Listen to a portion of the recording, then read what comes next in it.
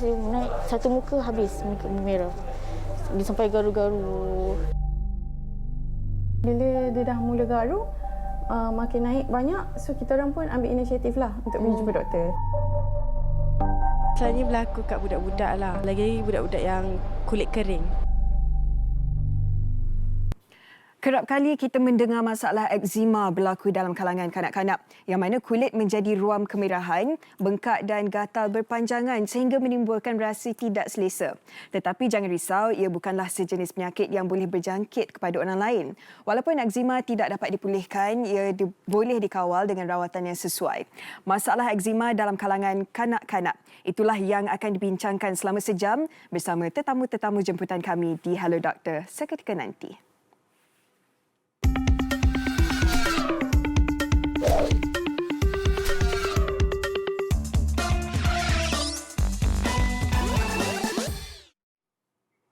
Assalamualaikum dan selamat petang. Terima kasih kerana memilih Hello Doktor sebagai tontonan anda pada waktu petang ini. Dan seperti yang sudah dikongsikan pada awal tadi, hari ini kita akan membincangkan mengenai masalah eksema dalam kalangan kanak-kanak. Jika anda mempunyai apa-apa kemusykilan, anda boleh hubungi kami di talian 03 7726 1603 atau anda boleh tinggalkan komen di poster Hello Doktor di laman media sosial TV3 Malaysia.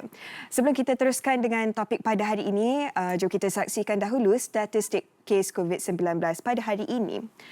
Okey, seperti yang dapat anda lihat hari ini di Malaysia terdapat 52 kes baharu menjadikan jumlah kes aktif sebanyak 734. Kes sembuh baharu alhamdulillah sebanyak 40 kes dan menjadikan jumlah kes sembuh secara keseluruhannya 9,355 dan tiada kes kematian baru.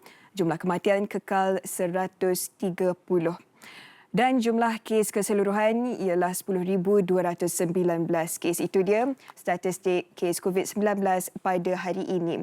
Dan ingin juga saya pesan kepada semua anda penonton Hello Doktor, walau di mana anda berada, ikuti SOP-SOP yang disediakan. Baik, jom kita teruskan dengan topik pada hari ini mengenai eksema. Bersama kita di studio pada hari ini ialah Dr. Kartini Farah. Apa khabar? Khabar baik, Alhamdulillah. Terima kasih sebab bersama Hello Doktor pada hari ini. Dan doktor sebagai permulaan, sebagai mukadimahnya, boleh doktor kongsikan apa sebenarnya penyakit eksema ni? Eksema ni adalah dalam bahasa Greeknya juga dipanggil boiling over sebagai inflamasi yang menyebabkan kulit itu menjadi gatal, bersisik dan bila digaru kadang-kadang pecah, mendapat jangkitan kuman dan bila digaru dengan kuat dia boleh jadi tebal. So ada banyak jenis eksema yang kita biasanya yang untuk di kalangan kanak-kanak ialah dipanggil atopic eksema atau eksema atopik ya. Atopic terjadi dekat kanak-kanak. Ya. Okay. Atopik ni bermakna kecenderungan untuk kanak-kanak itu mengeluarkan IgE ya, immunoglobulin yang bermakna dia terlebih sensitif kepada bahan-bahan pencetusnya dan menyebabkan kulitnya bereaksi menjadikan eksema di kulit itu. Biasanya seawal umur berapa kanak-kanak dapat kesan mempunyai eksema ni? Okey, eksema boleh didapati pada awal selepas lahir juga boleh mendapat eksema sehingga ke umur berusia. Okay. Jadi ya. Kalau baru-baru lahir tu apa tanda-tandanya bayi itu mempunyai eksema? Untuk kanak-kanak, permulaannya selalu untuk atopik, jenis atopik ya, dia akan dapat kemerah-merahan di pipinya, kita panggil ruam susu. Dan bila kanak-kanak itu panas, berpeluh, kadang-kadang dia boleh dapat di pelipat-pelipatnya. Okey? Dan jadi merah dan gatal. Dan bila dah besar sikit, bila dia boleh menggaru ya, dan boleh dia merangkak, dia dah start menggaru-garu, dia akan dapat juga di bahagian extensor surface dia, maknanya di bahagian luaran lengan dan di luaran lututnya juga. Okay. Dan bila kita dah besar, kita terdedah kepada banyak-banyak lagi pencetus sebagai contohnya lah kalau kita pegang sabun, kita pegang bahan-bahan kimia yang lain, kalau kita pekerjaan kita memegang simen dan sebagainya, tangan kita yang selalu dapatlah tangan dan kaki. Tadi doktor ada cakap yang biasanya kalau kanak-kanak yang baru lahir, bayi yang baru lahir, ada ruam-ruam susu. Adakah itu sebenarnya biasa ataupun ibu bapa perlu risau? Okey.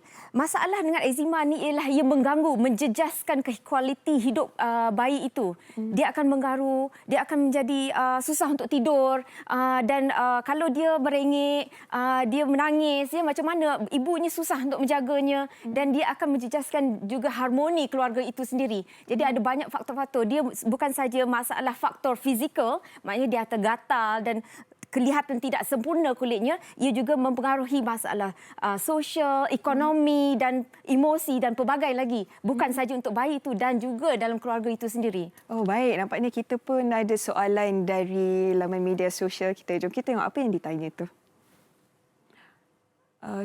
Okey, adakah susu formula memberi kesan kepada eczema, doktor? Ya, ada banyak jenis alahan ya. Kalau kita ada alahan kepada susu lembu, kalau type 1 kita panggil type 1 hypersensitivity, cow's milk protein allergy.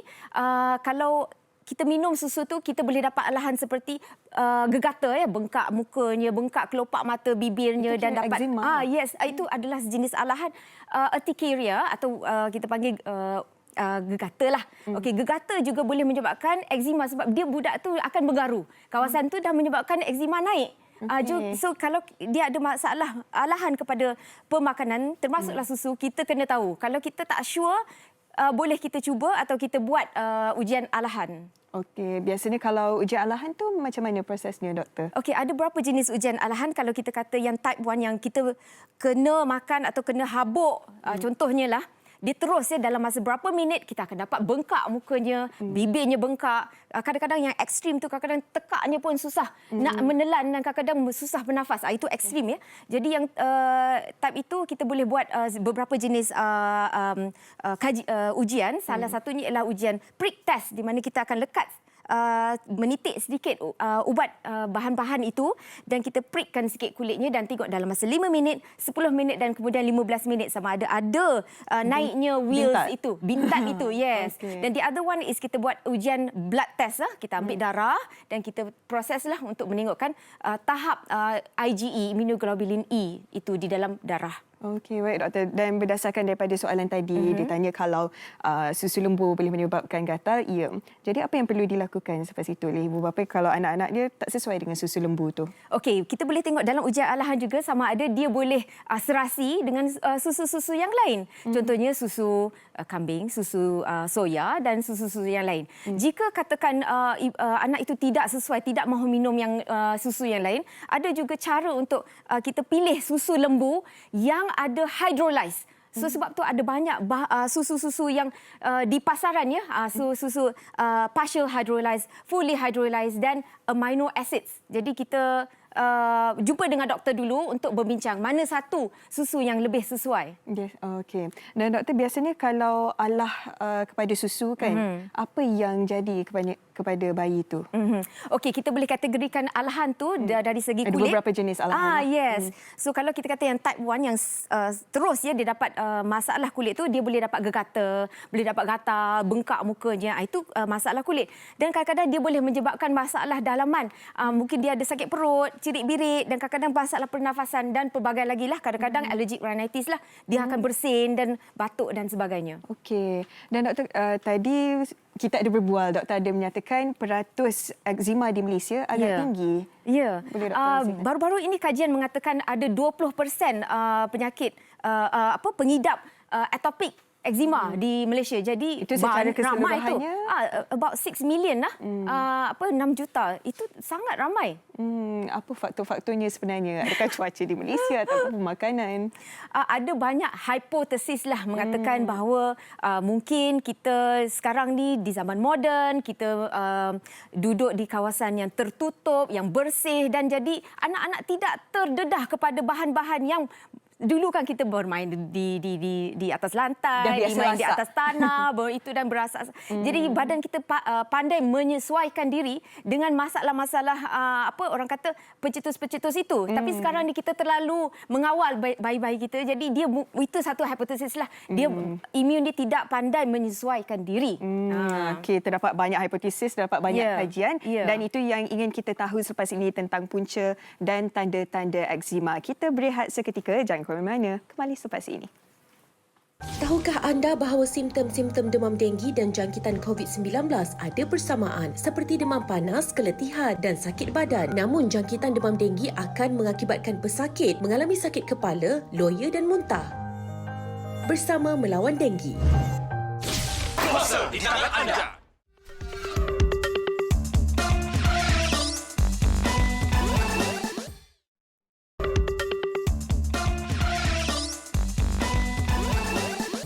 Bertemu kembali di Hello Doktor dengan topik pada hari ini ialah masalah eczema dalam kalangan kanak-kanak. Jika anda mempunyai kemusykilan, anda boleh hubungi kami di talian 03 7726 1603 atau anda boleh tinggalkan komen di poster Hello Doktor di laman media sosial TV3 Malaysia. Baik, sebelum kita teruskan dengan perbincangan pada hari ini, ingin kami kongsikan bersama anda. Jika anda ingin sertai seminar online kekeluargaan secara percuma, ini yang harus anda lakukan. Follow dan like Facebook Cool FM dan saksikan webinar Cool pada hari Selasa 22 September 2020 bermula jam 12.30 tengah hari. Saksikan figura hebat di Malaysia, antaranya Ibu Ros, Fauziah Latif dan ramai lagi membincangkan topik keluarga dan kesihatan mental. Individu bertuah berpeluang untuk memenangi wang tunai. Info lanjut di www.coolfm.com.my. Wah, memang menarik. Jika anda bertuah dapat memenangi wang tunai tu. Baik, jom kita teruskan dengan topik pada hari ini iaitu mengenai eczema. Tadi Dr. Kartini pun sudah kongsikan apa itu sebenarnya eczema dan beberapa jenis eczema. Dan tadi doktor juga ada cakap pelbagai hipotesis mengenai faktor-faktor eczema ni. Antaranya mungkin kanak-kanak terlalu dimanjakan. Mungkin ada faktor-faktor lain juga dan punca-puncanya. Okey, so eczema ni kita boleh kategorikan sebagai satu masalah kulit yang berulang-ulang ya.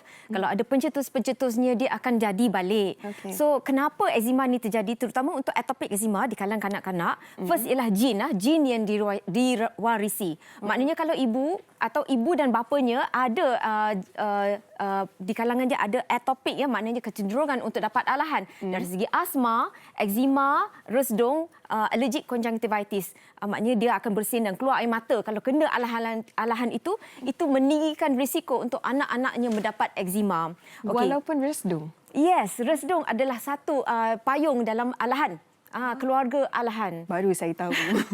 Okey, kalau ibu bapanya mempunyai eczema, risiko untuk anak menghadapi eczema juga agak tinggi. Yes, lebih tinggi kerana jin yang diwarisi. Bila jin itu diwarisi, ada jenis-jenis jin, ada defect dalam jin itu yang menyebabkan kulit bayi itu menjadi defektif dari segi benteng pertahanannya itu. Bila benteng pertahanannya tidak kuat, maknanya bahan-bahan alahan dia senang masuk.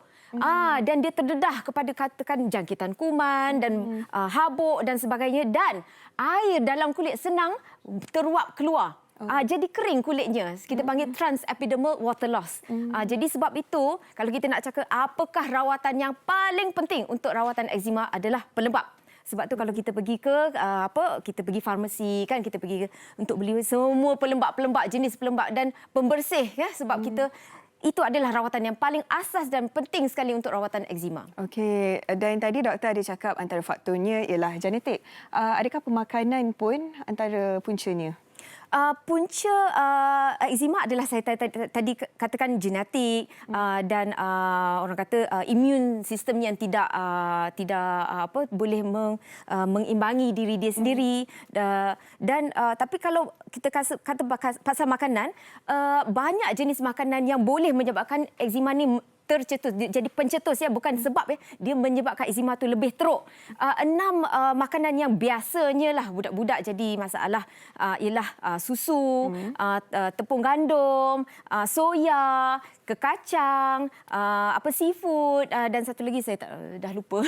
So kalau benda-benda itu kalau dia makan, dia boleh naikkan gegata dan menaikkan eczemanya. Tetapi bukan semua anak-anak dapat alahan kepada makanan ya. Kadang-kadang itu adalah pencetusnya. Dan ramai yang salah faham. Bukan semua eczema ada pencetus makanan. Setiap kanak-kanak itu ada pelbagai jenis alahannya. Tidak semestinya makanan. Antaranya ialah saya kata tadi hama rumah, habuk.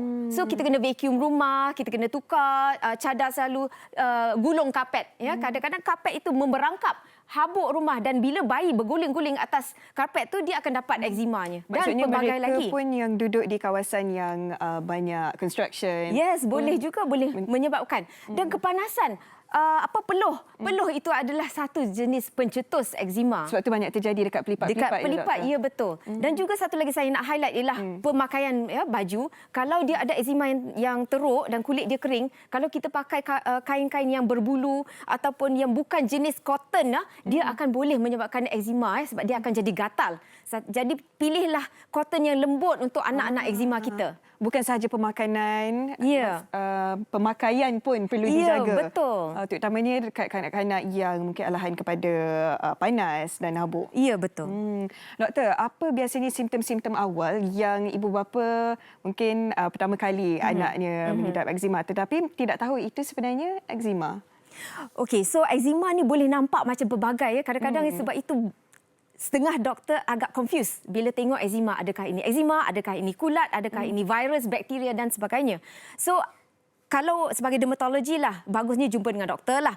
Dermatologi pakar yang arif ya, yang boleh tengok kulit tu, oh ini adalah ekzima.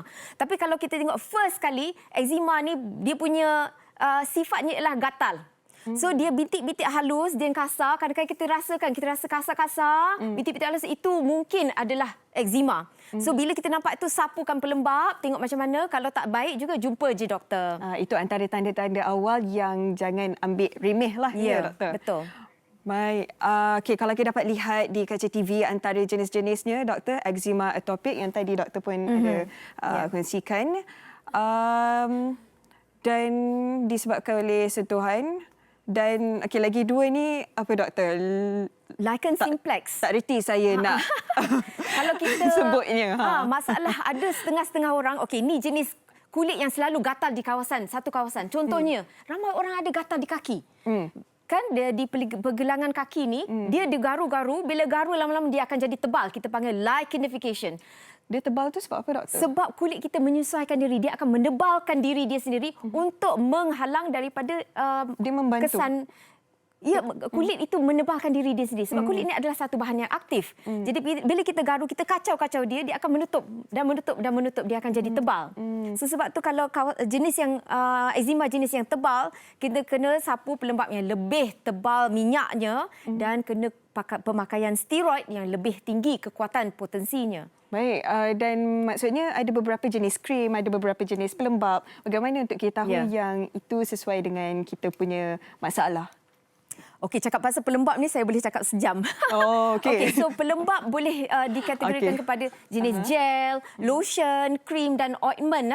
So, kalau jenis yang kulit yang sangat-sangat kering yang tebal, kita akan pakai sapuan pelembab yang tinggi kekuatan minyaknya dan tahan lama. Tadi doktor cakap, boleh cakap panjangkan mengenai ini. Okey, kita tunggu dulu. Baik, kita nak saksikan dahulu laporan khas mengenai seorang kanak-kanak ni disahkan mengidap ekzima sejak berumur 6 bulan lagi. Kita saksikan. Shah Alam, Selangor. Muhammad Aris Mikail, 6 bulan, mengidap penyakit ekzima sejak 4 bulan lalu. Ibunya, Nurul Ain Ramzan, 31 tahun, menyedari anak bongsu daripada 3 cahaya matanya ini mengalami masalah kulit ketika berada dalam persekitaran tertentu. Start umur dia 2 bulan. Dia dah start muka dia merah-merah macam tu. Dia cakap ekzima. Sebab dia merah, dia sampai krim, dia sejuk. Dekat dalam aircon dia dah okey sikit lah, muka dia dah okey. Tapi bila kat panas dia naik satu muka habis muka merah. Dia sampai garu-garu kan, tapi tak sampai berdarah lah. So saya rasa sekarang dah macam teruk sikit. So, saya rasa pergi jumpa spesialis lah. Takut nanti lagi teruk kan. Jika sebelum ini Aris dibawa ke klinik biasa, hari ini merupakan kali pertama dia berjumpa dengan doktor pakar. Terdapat pelbagai cara untuk merawat pesakit ekzima. Antara kaedah yang digunakan oleh doktor pakar untuk merawat Aris ialah menggunakan pembalut fabrik elastik basah atau wet wrap. Rawatan ini dapat menyejukkan kulit, meninggikan kelembapan kulit, mengurangkan gatal dan menghalang daripada anak kecil ini menggaru bahagian yang gatal. Okey, sayang. Okey, baby. Saya harap lepas ni lepas jumpa spesialis dia muka dia dah okey lah, tak merah-merah tu. Tak macam sebelum ni juga dia tak selesa, tidur pun tak selesa, menangis dia meragam kan. Beberapa jam bila dah kering, you boleh buka lah, sapukan pelembab balik.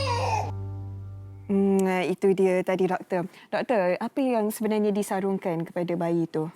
Okey, tadi macam saya kata kita penting tu meninggikan hidrasi kulit sebab binti pertahanan tu sudah rosak dan kekeringan kulitnya, dia air itu keluar daripada kulit kita. So untuk mengurangkan masalah ini, kita sapukan pelembab dan pakaikan kita panggil wet wrap lah, balutan basah. So balutan basah ni ada beberapa fungsi ya. Nombor satu ialah dia meninggikan hidrasi kulit. Kita sealkan moisture kat dalam tu. Nombor dua, sebabkan dia sejuk, kita basahkan balutan tu, jadi dia rasa cool. Dari sejuk, dia mengurangkan kegatalan dia. Okey, nombor tiga, kalau baby dia nak cuba garu, dia tak boleh garu lah. Bukan baby je doktor, orang besar bersama. Betul. Memang kalau gatal tu susah nak tahan. Kalau kanak-kanak apatah lagi. Doktor, maaf tadi saya mencelah. Boleh doktor teruskan mengenai macam mana kalau kita nak tahu jenis-jenis pelembab yang sesuai dengan kita punya jenis eczema? Okey, macam saya kata tadi, kalau kita tengok dari segi fizikal, pelembab ada jenis gel. Gel tu bagus untuk kulit kepala sebab dia bila kita sapu dia senang menyerap dan kita tak nampak dia tak berketul-ketul dan putih di kepala. So kalau kulit kering macam tu kita pakai jenis gel lah. Tapi di kawasan muka kita nak pakai jenis light. Kalau tidak muka berminyak-minyak, nanti berpeluh, nanti tak elok lah, melekit-lekit dan dia menitik ya. So kita pakai jenis light, lotion atau krim. Tapi kawasan-kawasan yang kering kita pakai yang kulit pelembab yang tebal. Okey, supaya ia tahan lama. Tetapi sifat minyak ni kalau kita pakai waktu panas ya, kadang-kadang dia tidak selesa dan bila berpeluh tu dia boleh naikkan gatal pula sebab tadi saya kata peluh juga adalah satu pencetus. Jadi mungkin ada masa kita pakai yang minyak bila di rumah kita pasang aircon penghawa dingin dan kita boleh buat dengan tidak berpeluh dah di dalam rumah. Tak apa kalau kita keluar rumah pakai jenis krim. Kalau kita tengok gel dan lotion dia punya minyak dia kekuatan dia kurang daripada krim atau ointment lah. Fahami maknanya mana yang tebal tu, krim dengan ointment tu kalau kita nak ambil tu kita kena korek dia baru kita boleh pakai dan sapu. Dia agak tebal lah tapi tahan lama. Memang pelbagai jenis krim dengan pelbagai jenis eczema yang berbeza-beza. Kalau jenis tebal kita pakai jenis yang minyak yang tebal lah, yang tahan lama. Yang jenis light ataupun tak terlalu kering kita boleh pakai jenis krim atau lotion. Memang ada pelbagai jenis eczema, pelbagai jenis gatal-gatal dan tanda-tandanya. Dan jangan risau, ada juga pelbagai rawatannya juga. Baik, kita nak berehat seketika, kembali selepas ini di Hello Doktor. Anda rasa kerjaya anda masih berada di tahap yang sama? Kurang nilai positif dalam mengawal isu keluarga. Ingin membuka perniagaan tapi tak tahu bagaimana? Cool FM sedia membantu anda dengan webinar Cool. Anda hanya perlu klik butang follow di Facebook page Cool FM. Bersama tetamu-tetamu hebat kami yang mampu memberikan anda inspirasi. Juga anda berpeluang untuk memenangi wang tunai sepanjang September dan Oktober ini. Eksklusif di Cool FM.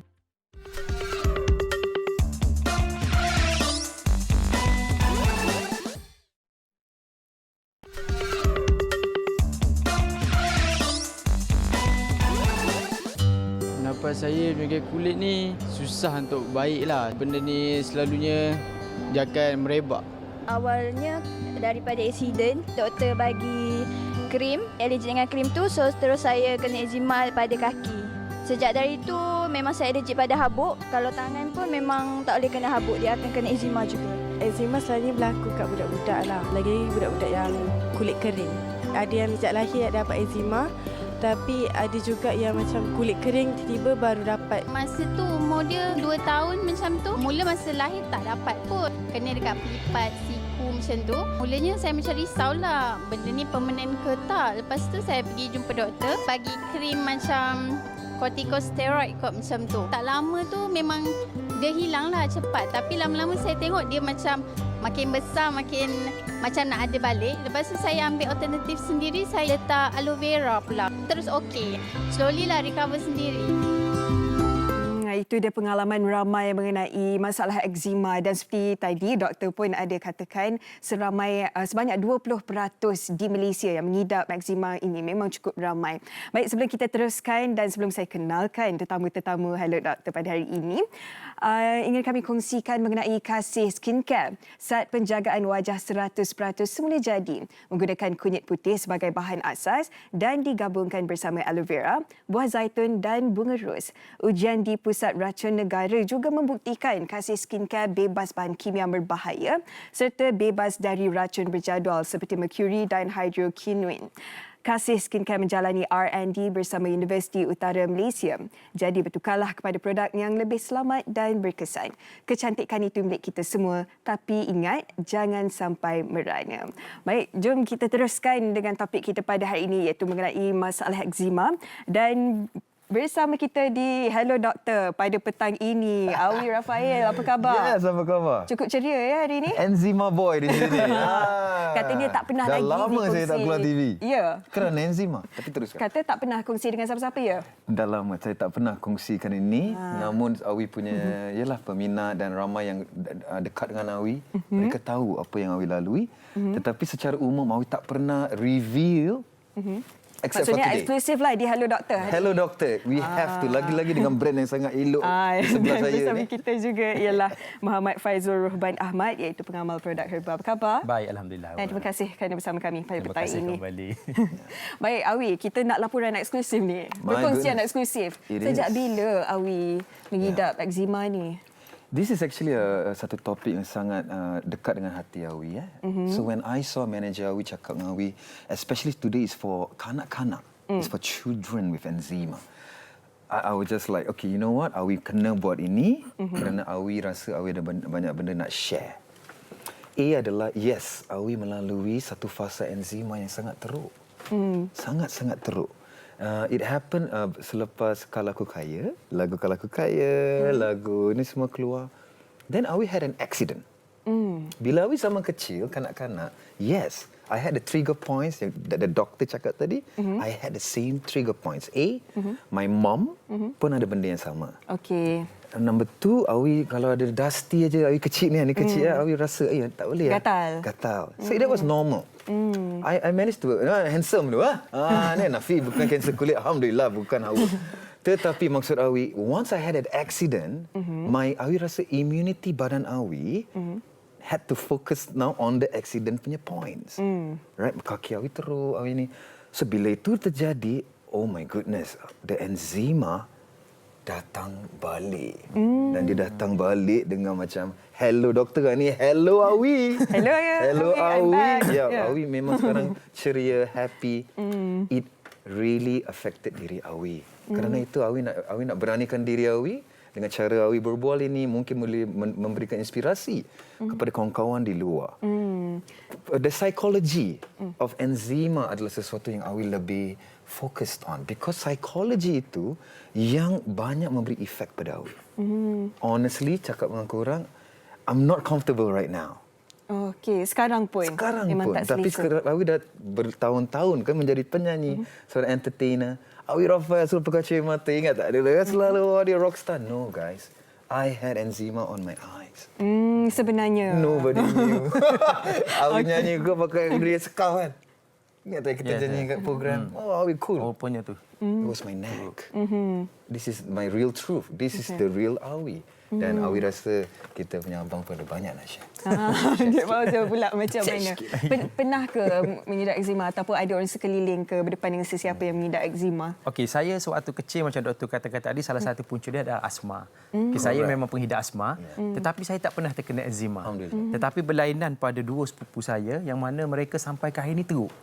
Apabila dia dah asma, lepas tu kulit tu mula bersisik semua. Dia pedih bila dia garu semua kan. So, kadang-kadang eczema ni sama juga seperti doktor katakan, dia susah nak rawat. So, kadang-kadang bila kita pulang ke kampung dengan kita dah besar, oh ni ada terkena sihir kan. Pendapat persepsi orang kampung. Tapi sebenarnya itu adalah eczema. Dan sampai ke hari ini pun kadang-kadang dia mula naik di muka, di tangan. Itu adalah sepupu saya dah. Dan bila saya tengok anak jiran pun macam tu juga. Tapi yang ni kanak-kanak dia lebih boleh sedihlah sebab dia tak kuat menangis sebagainya, tapi insya-Allah dengan ada beberapa cara lah seperti yang doktor katakan tadi mungkin betul. Sebenarnya kalau orang dewasa ni kita pandai nak jaga diri, kalau kanak-kanak memang kesian kalau kita tengok. Kalau Awi dulu kecil-kecil dulu alahan kepada apa, dan sekarang ni lepas kemelangan adakah punca-punca dia sama juga, habuk ke? Dia sama juga Awi dah lupa rasa udang atau sotong. Awi dah lama tak makan udang dengan sotong.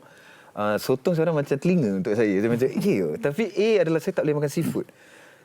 Stress adalah sesuatu yang Awi tak perasan bahawa it really affected diri Awi juga. Dan paling-paling penting adalah inilah kita punya body condition sendiri. For me, Awi realize kena disiplin lah. We have to be disciplined. Dan alhamdulillah setakat ini Awi dah dapat kontrol, Awi punya trigger Awi dah faham. Dan juga Allah tu he works in mysterious way. Allah tu komunikasi dengan kita dengan macam-macam cara, betul tak? Dan sebenarnya macam-macam rawatan juga kan, itu kita lepas ni Awi akan kongsikan. Dan Fauzal sendiri sebagai seorang pengamal herba, bagaimana pengamalan herba ni boleh membantu untuk masalah kulit? Okey, dia sebenarnya macam ni awak. Dalam di dunia kalau mengikut WHO, 80% herba-herba ni ubat-ubatan berasal daripada herba.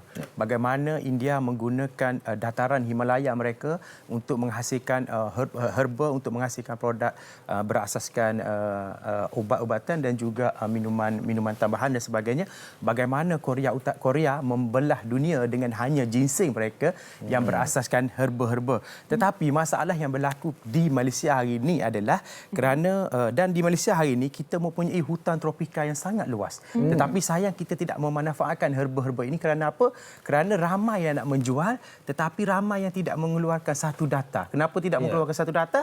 Kerana tidak melakukan kajian. Di situlah berlakunya kesilapan. Kadang-kadang kita berbicara tentang tungkat ali hanya untuk masalah batin lelaki. Sedangkan dia lebih banyak benda lain manfaatnya, tapi kerana kita tidak mengkaji, kerana kita gopoh pada satu benda. So daripada situlah kami cuba bekerjasama dengan UUM bagi menghasilkan apakah kelebihan kunyit putih. Yang mana kita sering dengar kunyit kuning, kunyit hitam, tapi sebenarnya di Malaysia juga kita kaya dengan kunyit putih. Yang mana salah satunya kunyit putih ini khasiatnya dia adalah anti radang kulit. So daripada sini bermakna mungkin insya-Allah kita akan dapatkan satu formula, kita akan dapat satu feedback untuk boleh menghalang daripada berlakunya enzima ini kerana dia dah anti radang kulit dan sebagainya. Okey, memang apa-apa yang kita lakukan kalau ada ilmu lebih baik. Lebih baik. Kita tindakan melulu ya. Tidak melulu. Okey, nampaknya kita ada soalan di media sosial.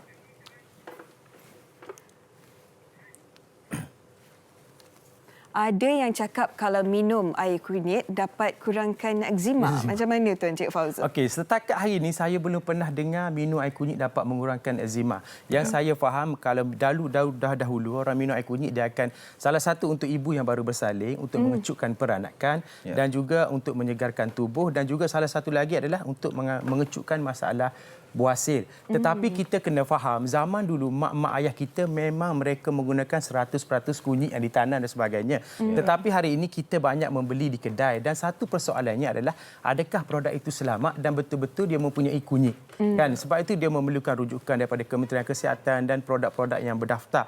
Seperti saya katakan kepada penonton, kita jangan jadi seperti yang pekak pelepas bedil, yang lumpuh penghuni rumah, yang buta penumbuk lesung. So yang orang pekat di tepi kita dia lepas je bedil, tak tahu kita berdesin telinga ke apa sebab kita nak membeli itu secara membabi buta kata bahasa senang. Sepatutnya kita kena faham, kita kena tengok apakah kandungannya dan sebagainya. Kerana hari ini ramai penjual yang boleh menjual apa saja sampaikan produk mereka ni boleh jadikan ajaib. Sampai memang kena bijak. Memang kena bijak. Di situ pengguna harus bijak untuk memerhatikan dan perlu ikut apa yang Kementerian Kesihatan sarankan. Baik, terima kasih banyak-banyak Cik Faizul kerana bersama kami pada hari ini. Pada anda jangan ke mana-mana, bersama kami sampai sini di Hello Doktor. Kita berehat seketika. Hai semua.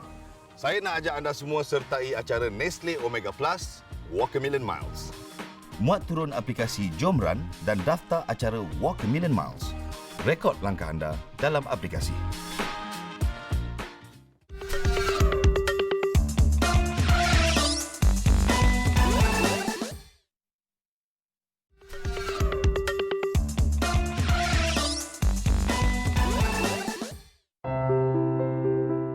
Pada pertengahan tahun 2016, pasangan suami isteri Encik Hafi dan juga Puan Alia dikejutkan dengan berita bahawa anak bungsu mereka Falik mengidap eksema. Dan pada waktu itu Falik baru sahaja berusia 6 bulan. Dan pada tahun lepas, tahun 2019, anak sulung mereka Firaj pula disahkan mengidap penyakit yang sama.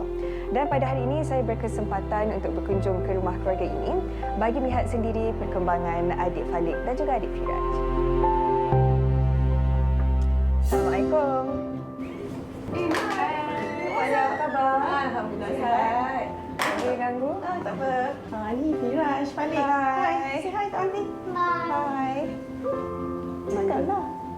Masa baru dapat tahu, mula-mula dengan Falik dulu tahun 2016. Apa tanda-tanda dia yang buat Puan Alia jumpa doktor untuk cek? Umur dia 6 bulan tu, dia dah naik rom-rom dekat pelipat. So dia naik merah-merah. So kita ingat benda tu biasa. So, biasalah budak nyamuk ke apa mungkin gatal-gatal. So kita orang pun biarkan je. Tapi bila dah macam beberapa hari lepas tu naik lagi banyak. Lepas tu bila dia dah mula garu, makin naik banyak. So kita orang pun ambil inisiatif lah untuk pergi jumpa doktor. Banyak jumpa doktor and ubat lain-lain. Bila jumpa satu tak okey. Lepas tu macam kita pun macam kenapa tak boleh ni kan. Jumpa pakar kulit kan agak mahal. So bila jumpa doktor, doktor cakap eczema. Kalau kita ambil makanan tu, kalau kita alahan, dia akan naik bengkak-bengkak dekat badan. Okey. So doktor cakap tak perlu untuk jalani ujian alahan. Lepas tu selain daripada makan ubat, apa yang Puan Alia buat supaya Falik dengan Firaj tak selalulah rasa gatal-gatal ni? Okey. Sebagai ibu bapa, kita orang memang letak inisiatif yang tinggi juga untuk anak-anak. Sentiasa kemas rumah. Itu yang paling penting, buang habuk. Lepas tu selalu kerap tukar tuala dia. Tukar cadar, bantal semua, langsir memang kena selalu. And lagi satu, bela pokok dekat rumah. Sebab tu banyak pokok dekat rumah. Memang pokok-pokok membantu untuk merangkak habuk. Kebiasaannya kanak-kanak yang mengidap eksema memang cukup sensitif dengan persekitaran mereka. Habuk tak boleh, peluh pun tak boleh. Tapi bagi Puan Alia, beliau memang membenarkan anak dia untuk beriadah di luar, melakukan aktiviti-aktiviti seperti biasa. Tetapi yang paling penting ialah penjagaan sebelum dan selepas yang rapi. Kalau bawa mereka main dekat luar macam ni, macam mana Puan Alia jaga mereka? Okey, sebelum kita orang keluar, selalunya kita orang akan bagi mandi dulu, bagi dia fresh. So bila dah bawa keluar, sudah tengah main tu biarkan je. Dia orang akan lupa pasal dia orang punya sakit. So dia orang tak garu. So tapi kita akan sentiasa macam kalau dia dah terlampau berpeluh, kita akan lap dia lah. So okey, macam ni dia tak mengadu apa-apa. So kalau dia start mengadu tu, kita start lap dia macam guna towel ke, guna tisu ke. And then kena bawa air. Dan Falik dengan Firaj memang tak meragam kalau gatal-gatal. Memang meragam lah. Tak ada tak meragam, memang meragam. Tapi kita macam pujuk dia, alihkan perhatian dia. Selalunya macam tu. Itu tips dia. Itu tips dia. Difahamkan juga Puan Alia punya anak saudara, Aiden pun mengidap eksema juga. Keadaan dia macam mana? Adakah sama dengan Falik dan Firaj ataupun lain sedikit? Keadaan Aiden sebab kita duduk berasingan, so mungkin kawalan di rumah pun berbeza. Tapi saya ada nasihat adik saya supaya ambil langkah-langkah yang sama macam mana kita orang buat dekat Aiden. Mungkin sedikit pesanan buat semua penonton Hello Doktor kepada mereka yang mungkin ada anak-anak ataupun ahli keluarga yang mengidap eksema. Okey, nasihat saya untuk ibu bapa di luar sana, pertama, jangan malu. Kita sebagai ibu bapa memang kena kalau boleh dapatkan rawatan dengan segera. Jumpa doktor pakar kulit memang agak mahal sedikit, tapi demi anak-anak harap-harap memang berjayalah kalau bawa jumpa doktor kulit tu. Lepas tu ketiga, ibu bapa sendiri kena letak inisiatif-inisiatif di rumah dan juga di luar.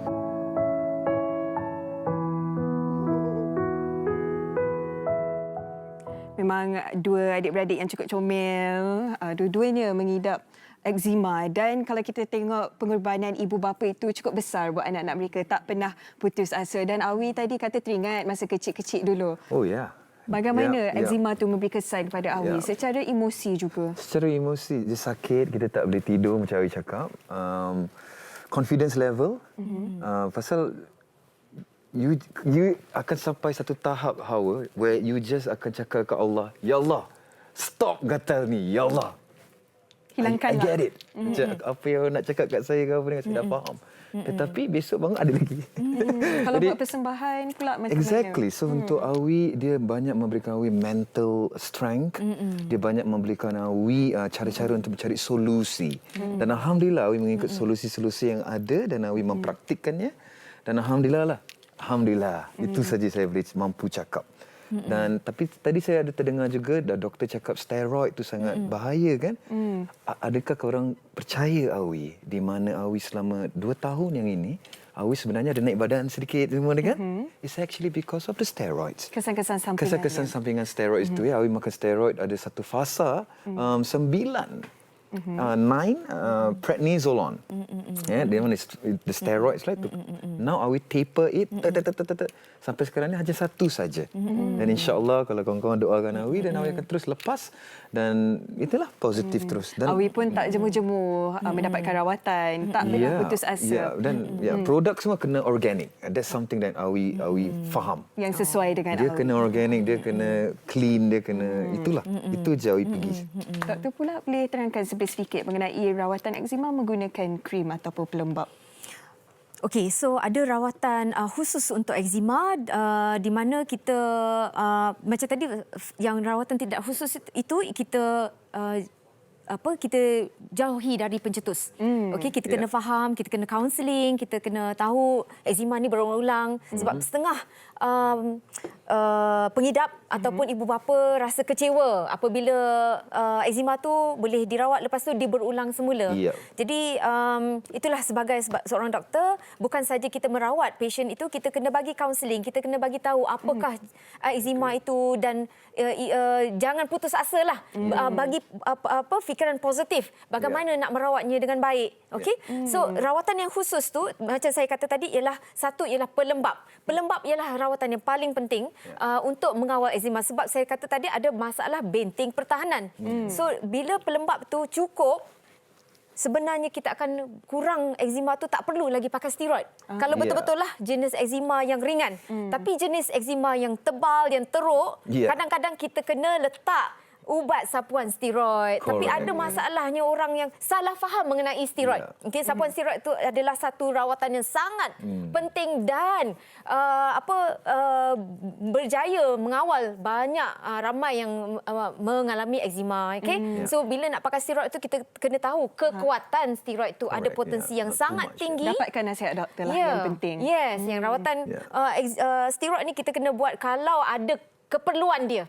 Okey, ada keperluan kita kena pakai. Doktor, kalau kita tengok di depan doktor ni ada 2 jenis krim. Apa bezanya kedua-duanya ni? Itu bukan yogurt dia kawan-kawan.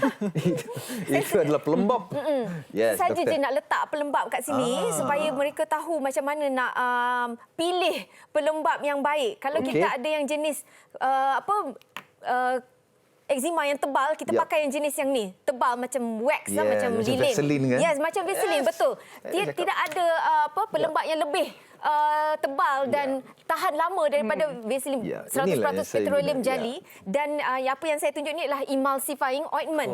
Emulsifying ointment. Jadi kita boleh sapu dia jadi tebal dekat tempat-tempat tebal atau kalau kita di dalam kawasan yang aircon yang sejuk. Okey, sebab takut kita panas. Yes, bagus. Kalau hari-hari yang biasa kita boleh pakai jenis krim, iaitu dia kekuatan minyak dia kurang, dia ada tambahan air, tapi ada kebaikan keburukan kedua-duanya. Krim kadang-kadang sebab dia ada pengawet. So kalau ada pengawet, kalau kita garu kat situ, kalau dia pecah, kadang-kadang boleh pedih. Mesti Awi pernah tahu. Saya tahu perasaan itu. Ya, kalau datang lagu cinta selepas itu. Baru korang faham lagu cinta itu datang dari mana.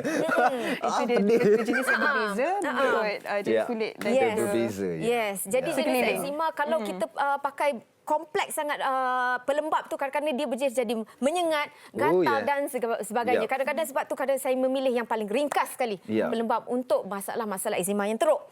So itu satu pelembap Mas. Lepas tu saya cakap pasal steroid. Lepas tu kalau steroid dia terlalu pakai dengan banyak, kita boleh tukar menggunakan calcineurin inhibitor. Kalau you pernah dengar pasal Protopic. Protopik, Protopik Elidel, dan ada juga bahan-bahan teknik-teknik yang lain ya, seperti kita boleh tunjukkan ni, fototerapi lampu. Kadang-kadang kalau satu badan eczema kita masukkan dalam kabin untuk rawatan lampu, antara ultraviolet B, ultraviolet UV, A. Yes. Saya pernah tidur menggunakan UV warna merah. Saya dah cuba semua, doktor. Ultraviolet ni kita ada dia punya jenis dia punya light treatment yang wave dia yang spesifik untuk eczema yang bagus untuk eczema. Hawa kena tidur, bayangkan Awi tidur atau Hawa tidur ni, tapi dia kena mesin tu kat sebelah awak. Saya pernah tidur, saya tengok asal semua merah ni. Saya tengok, rupanya I had UV as well. Kalau ini tidak jalan juga, pernah tak Awi ambil selain daripada ubat prednisolon, terus berunding dengan doktor? Systemic treatment. Mungkin ada doktor pernah cerita mengenai methotrexate, azathioprine, cyclosporin, buat makan antihistamin, buat makan tahan gatal. Dan jika tak jalan juga, ada ubat baru ya, kita panggil biologik. There you go. Tak? What is this? Suntikan biologik. Correct. I heard about it. Diorang kan cocok for eczema punya. Tapi nas dalam beta kan? Ya, dalam beta. Tak, maksudnya diorang masa trial kan? No. Sekarang sudah dipasarkan. Yes, di Malaysia sudah ada. Kalau pesakit tu diberi ubat sapu, adakah mereka tak perlu lagi makan ubat? Tak semestinya. Pelembab sapuan adalah paling penting. Itu adalah asas rawatan paling utamanya. Yes. Itu yang lain-lain. Itu tak boleh buat apa fototerapi sistemik semua adalah tambahan jika rawatan sapuan tidak berkesan. Baik, doktor, nampaknya kita pun dah sampai ke penghujung siaran. Memang cukup lancar lah kita nak habis. Sebelum tu doktor ada sesuatu Thank you so much. Saya nak share lah dengan semua yang kita ada buku untuk kanak-kanak ya, Oli, The Rabbit Eczema Stories Collection. Untuk kanak-kanak yang ada masalah bila nak bincang di klinik, kadang-kadang dia tak mau dengar doktor cakap, ataupun untuk ibu bapa bila bawa balik kan, mereka boleh cerita dengan mereka macam mana tu eczema dan apakah masalah bully di kalangan kanak-kanak. Jadi bolehlah datang cari buku ni di Malaysia Eczema Support Community ya. Kita ada Facebook, satu Facebook yang besar ya di Malaysia dan mendapat sokongan yang ramai sekali. Cara yang paling menarik untuk bagi kanak-kanak faham tentang eczema dan macam mana untuk tak rasa malu. Awi sendiri mungkin kata-kata nasihat kepada peminat-peminat dan juga mereka yang menghidapi eczema. Untuk Awi just nak cakap sikit pasal buku tu. Now bayangkan, pasal now Awi kerjasama dengan anak-anak autism dan special needs. Kerana Awi ambil 2 tahun break ni kan. Jadi Allah tu work in different mysterious ways. Untuk sekarang Awi sangat-sangat dengan anak-anak autism ini semua.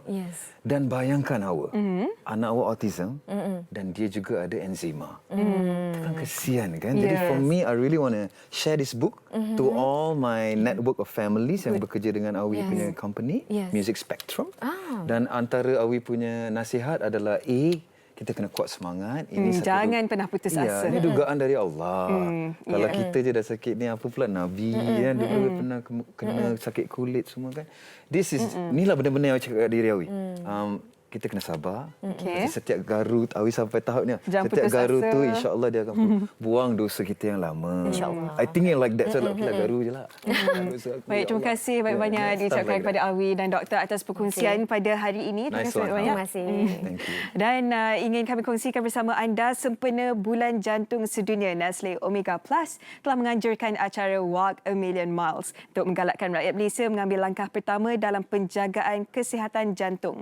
Bezanya tahun ini dengan tahun-tahun yang lepas, acara ini akan diadakan secara maya, secara virtual, menyatukan rakyat Malaysia untuk berjalan 1 juta batu. Untuk sertai, muat turun aplikasi Jomran, daftar acara Nestle Omega Plus Walk a Million Miles dan tekan butang start dan mula berjalan. Mudah sahaja. Itu antara acara-acara norma baharu. Setiap kali anda berjalan, Jomran akan mencatatkan bilangan langkah anda yang akan menyumbang kepada sasaran 1 juta batu ini. Setelah mencapai matlamat sejauh 1 juta batu, Nestle Omega Plus akan menyumbangkan sejumlah RM100,000 kepada Yayasan Jantung Malaysia YJM dan Yayasan Institut Jantung Negara IJNF untuk menyokong pesakit jantung. Jangan lupa untuk saksikan acara kemuncak kempen Walk a Million Miles pada 27 September ini eksklusif di Hello Doctor. Dan jumpa lagi pada minggu hadapan dengan topik mengenai jantung. Terima kasih sekali lagi kepada doktor dan juga Awi Awi. Terima kasih juga kepada anda kerana setia bersama kami dari awal siaran sampailah sekarang. Harapnya segala yang dikongsikan menjadi ilmu yang berguna buat kita semua. InsyaAllah jumpa lagi. Bye. Assalamualaikum.